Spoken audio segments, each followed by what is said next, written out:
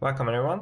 In this video I'm going to assemble another PCB, and as you can see this is a relatively simple looking PCB with just a few parts, 5 in total, so there are not too many parts for this PCB, but the function of this board will be much more than its simplicity, so I think it will be very interesting. And the circuit is based on the AS5600 magnetic encoder.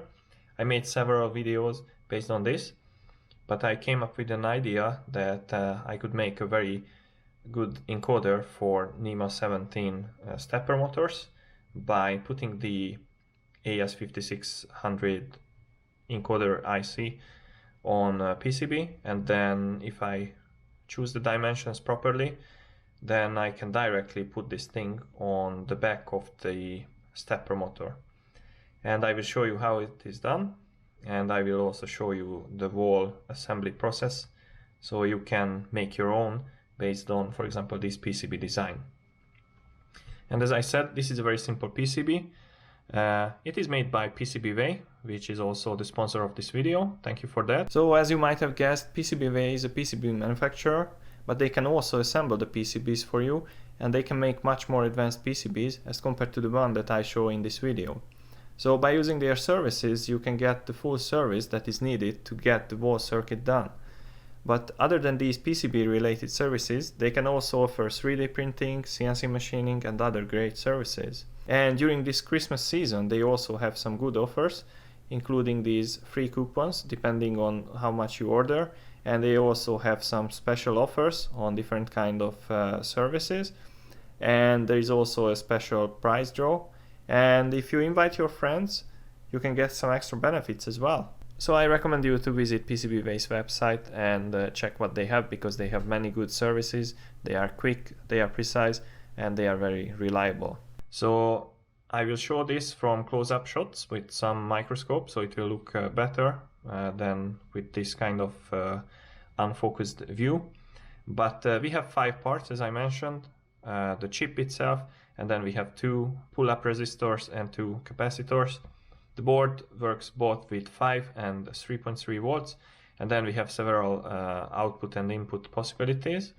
The chip itself communicates with the microcontroller using I2C. That's like the most basic communication method, but we can read the output directly as an analog output. And technically we just have to measure a voltage very precisely, and based on that voltage we can get the speed of the, or not the speed, but the position of the magnet over the magnetic sensor. But then from that we can calculate the speed as well, but the main information that we get is the position. So each kind of voltage values are coded into the position values, or the other way around. And then we can determine where the thing is located, where the magnet is located over the chip. It's a very simple one-layer board, so everything, the components and the traces are localized on one layer on the top. And then I have some nice pads and also like metal filled holes, so this should be a sturdy board. And it's blue. So I decided to have a blue board this time because I want to go through the different colors that is provided by PCBWay. The last time I tested a shiny black board. So this time we have like a medium shiny blue board. And so far it looks very cool. Everything looks nice. The board as usual, it's very smooth on the edges. So I have no burrs, nothing cuts my fingers. Holes are drilled properly, the tabs look fine, and also the prints for the silk screen look fine everywhere. So for the pins or for my own text, it looks fine, but of course I will show you a closer view. So I prepare everything for this project, the components and some other stuff, and I will show you a bit more about this. So I have prepared everything. And first of all, I have a microscope. I will make a video about it because it's worth it. It's worth to take the time and make a video. but in this video I will not talk about it, but it's a digital microscope with a display, and it can also record on an SD card, so it's quite good for working with SMD soldering, for example. And when it comes to SMD soldering, I have this tiny guy here.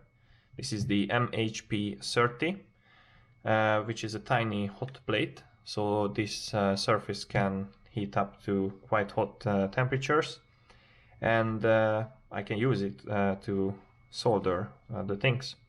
So actually I will use it in this video.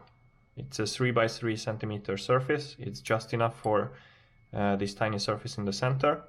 So I will put some solder on the tabs, and of course the components, which I have in these bags and this bag here, and then solder it under the microscope and show all the details to you. But now I will just look at this PCB under the microscope. So I will try to start the recording, and then I will talk a bit more about how the things work. So now we are looking at the back side of this PCB. So this is just a small text, as you can see, AS5600 PCB for NEMA17 stepper motors, and then my nickname and this year's date, or this year. So it's still 2021. So there is nothing extraordinary about this text. It looks fine, and it is very readable. And then here I just want to show you the holes. So we have a direction, a clock, and the data for the I2C, an output where we get the analog voltage, ground, and plus 5 volt. But in principle that is also plus 3.3 volts. So this is one side. And now I'm flipping the board. And then this is copper trace. So what I did, I just selected the copper layer and put a text on that layer. So this is how it looks. And then we have the middle, or the center of this part. So you can see that we have 5 components. So here comes the SMD chip, the AS5600. And then there are 2 capacitors here. I just followed the schematics based on the data sheet of this microchip. And then we have the 2 pull-up resistors here. And these might be unnecessarily tiny components. I could have used larger ones, but for some reason I just picked these tiny, I think 0402 sized capacitors and 0603 sized resistors. So this is what it is, and then that's all. So this is basically the whole board, and you can see that this is one hole for the bolt, which will hold this board on the back of the stepper motor, and then another hole, and you can see that the inside of the hole is covered or plated with some metal, which is really nice, because then the bolt will not mess up the board itself, but it will rub against this metal part. So as you can see, the board looks fine. All the traces are flawless. They are quite cool to look at with this microscope. So it looks, yeah, it looks great. So this is all about the board. I will try to put together the components and start the soldering. So we have our tiny microchips. This is the AS5600 magnetic chip position encoder. And then we have 2 capacitors. One is a 1 microfarad capacitor, and another is 100 nanofarads. And then of course the 4.7 K SMD resistors.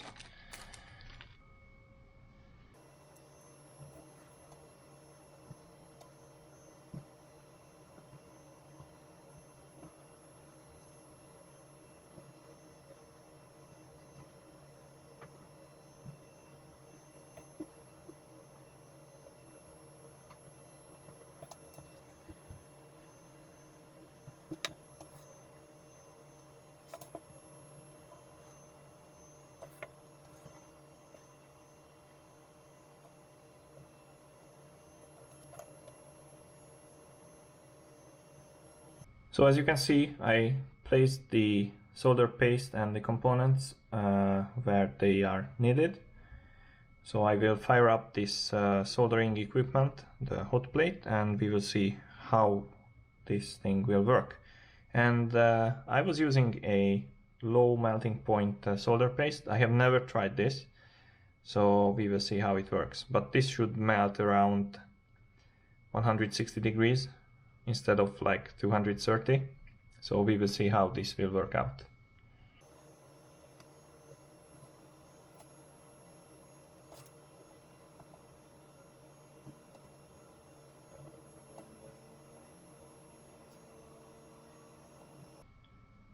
So this turned out to be fairly simple, and this is my first ever SMD soldering, so please don't blame me if I did something wrong.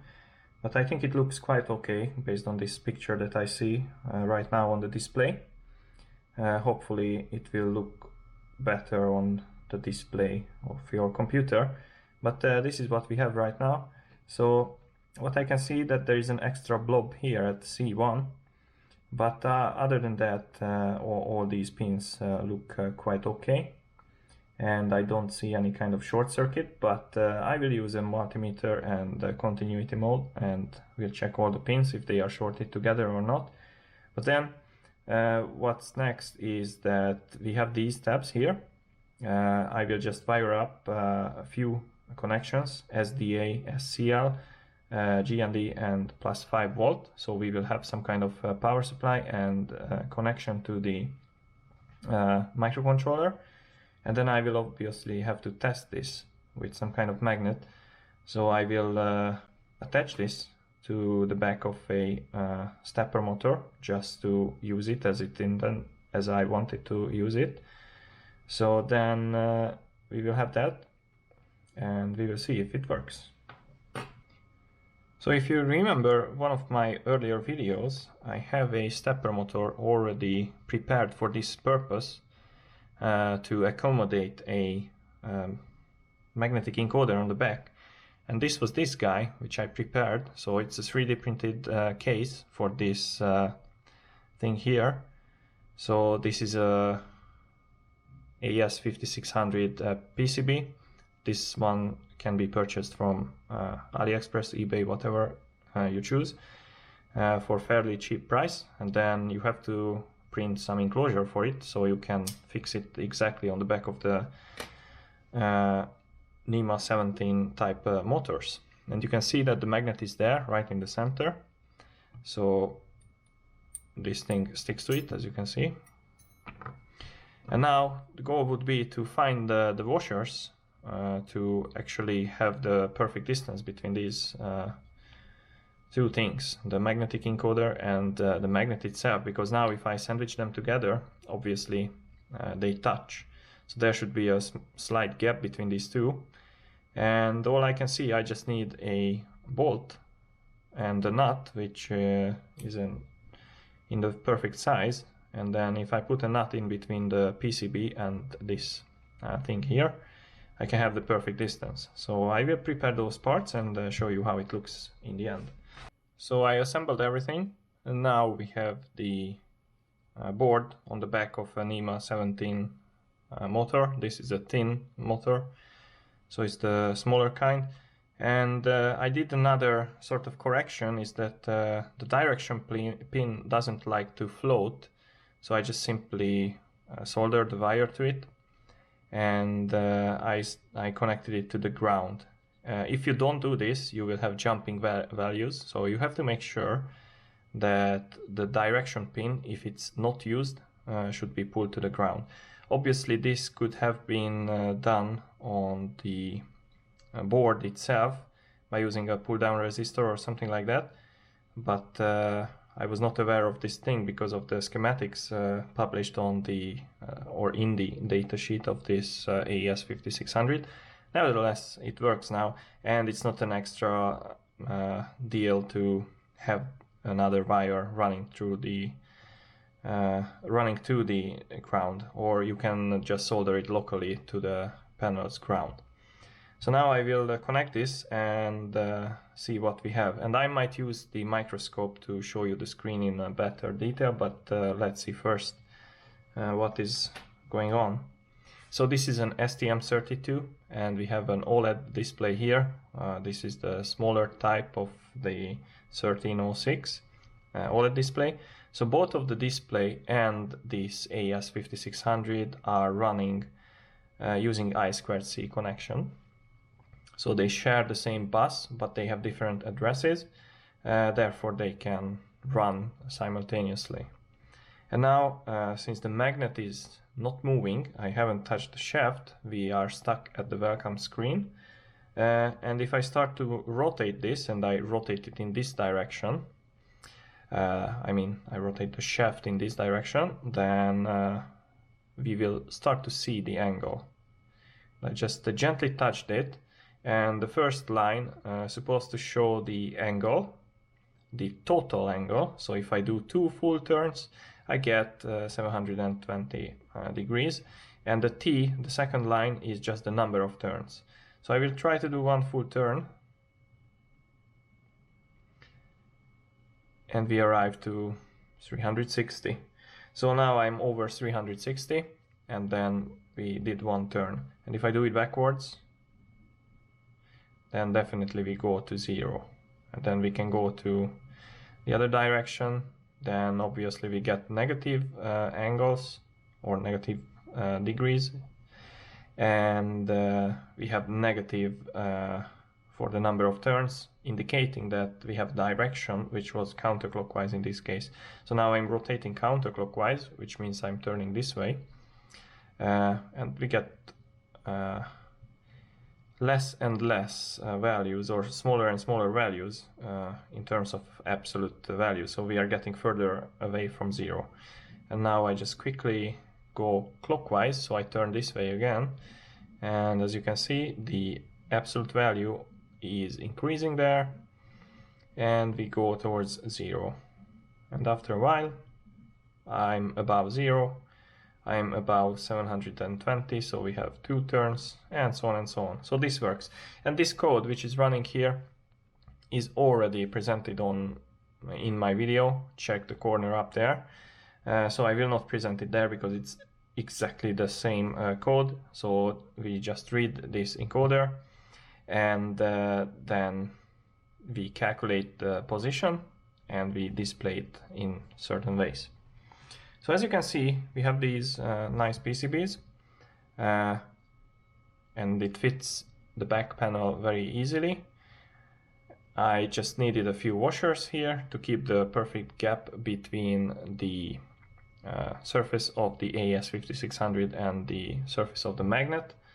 I guess you are already familiar with this tiny magnet, but I'm using this attached to the shaft. But depending on how deep the shaft is sitting, you can use a different magnet with a bit taller size, and so on and so on. So this thing works, and it seems that my board works. The only extra is that I have to tie the direction pin to the ground, but that's not a big issue at all. And you can see that the angles are very, very stable. So if you are interested in this board and you want to use it for your NEMA 17 related projects, you just have to go to my website. Link is in the description. And by using the link I provided, you will be redirected to PCBWay's website, where you can directly buy this board.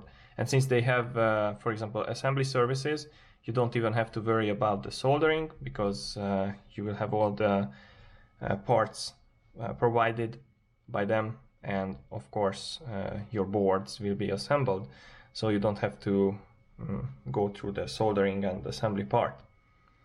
So this was the whole video. I just wanted to show you this very nice new board. It's quite simple, but it is very powerful, and I will show you some very cool applications of this board. So I hope you like this video. I hope you learned something, and see you in the next video.